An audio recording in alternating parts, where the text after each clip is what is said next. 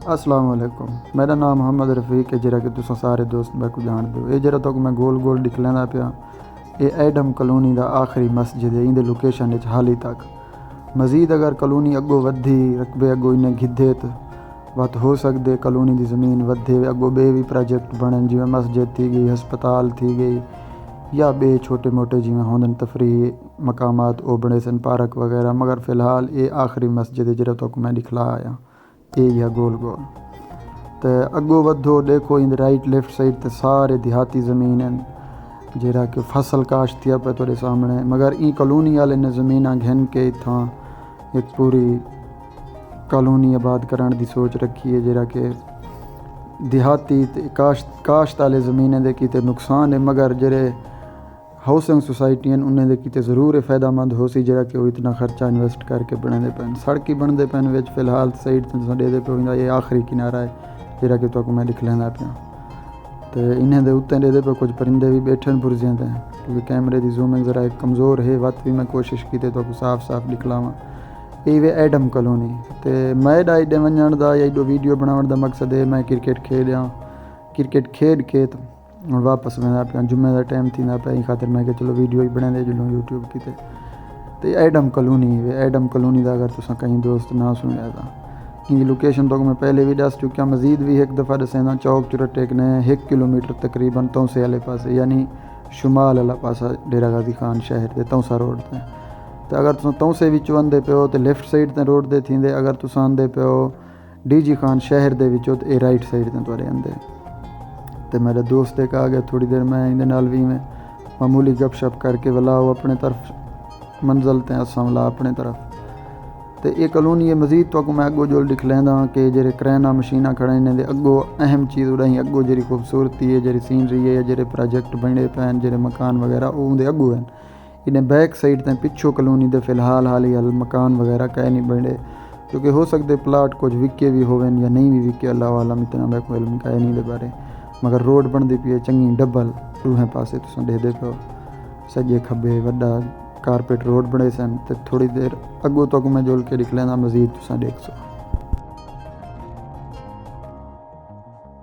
ये दोस्तों मैं मतलब हूँ अगो पहुँचा या मस्जिद ही जो कि पुराना बनया पे मगर हूँ कॉलोनी दे एरिया है तकरीबन। ये खूबसूरत सोहने सोहने डिज़ाइन तुहाडे सामने जहीं दे तो जहीं नहीं मतलब रोड दे विच जेरे बनदन खूबसूरत खूबसूरत डिज़ाइन वगैरह ये उहे बने पे। तो सामने एक वेंदा पे नहर यानी कि मैनर जो अस ॾेंदे वो मैनर हवे तुसां को देख सो जो तो बड़े खूबसूरत प्यारे डिज़ाइन कढे ने, पुल वगैरह की खूबसूरती, फुल शुल बूटियाँ वगैरह रा देने। अगर इडो कने तुसां देख सो में सीधा बड़ा ही खूबसूरत लगसी। एडे दे पे इन्हें मैनर की सजावट की थे जेरे कि तुहाडे सामने हुणी दे अगो शुरू थींदा पे पक्का रोड तुहाडे सजे खब्बे दे पे ही परले मकान दे परो वाला इन्हें दा रकबा नहीं, मगर इन इलाके आखिर तक चिट्टे मकान दे पिछले पासे तक कॉलोनी का रकबा यानी इन्हें खुला थी वेंदे कुछ ज़्यादा। इन्हें कुछ प्लाट भी विके पैन सजे खब्बे। तो ये रोड भी बड़ा खूबसूरत बनाई पैन थोड़े सामने कारपेट रोड डबल दे पे सामने तक। सामने पार्क के अगो बाल शाल खेडन झूले वगैरह लगे पैन। तो ये जरा रोड ही वे डबल ही वे आवन वजन का दे पे सामने तो पार्क दिसदा पे उसी झूले वगैरह रहन पर रहे कैमरे की पकड़े चंदे नहीं पे मैं जूम नहीं करना पे। तो अगो मज़ीद अगर तो दिख लेंदा जुड़ा तो सामने वे चौक घोड़े वाला मैं ज़रा वीडियो को तेज़ करके जुल के उन चौक दे नाल ब्रेक मार के तो वो एक खूबसूरत सीनरी भी दिख लेना जरा सामने है।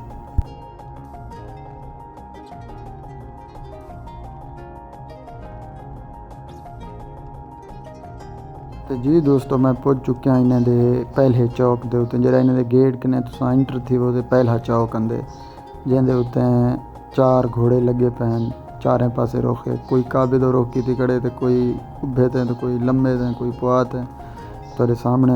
इत्थां ये पॉपुलर जगह है इन्हें दा चौक है पहला पहला। तो इत्थां वीडियोज़ क्रिएटर भी बहुत छुड़े आए वधे रहे वेंदे अपने सोशल मीडिया दे कीते आके वीडियोज़ वगैरह बना वेंदे। मैं कैमरे को तलें की इंदी वजह ही है कि सिर्फ क्योंकि दोस्त सामने एक अंदा ही कैमरे दे, बाकी ये मकान इहदे विच बने पैन वे सजे खब्बे इन्हें कुछ कोठियां ही बने पैन, प्लाट भी विके पैन। तो इन्हें रोड की सजावट खूबसूरती या इडो तुहाडे राइट साइड ते पार्क ही वे बाहण दे खातिर खुला है। फ़िलहाल तो पार्क ही अगो अल्लाह जाने पार्क रखे हैं या रकबे को बेचन उन्होंने मर्जी कोई रखेंदा नहीं पार्क ढेर ताकि मार्केट बन सी या कोई बी शय बन सी जेरी शय मगर फ़िलहाल ही हुए मज़ीद तो अगो जुलो में कुछ निकल जी दोस्तों मैं तकरीबन गेट दे नेड़े लगण वाला अहम चीज़ इंदी गेट की खूबसूरती तो मैं दिख लेना जो कि देखण दे काबिल है बिल्कुल। कुछ अरसा पहले वीरान इलाका होंदा ही तो बिल्कुल कशे ना होंदा ही आम ज़मीन रड़ रहा वाले होंदे मगर पैसे की ताकत देखो नक्शा ही तब्दील कर रखी सी।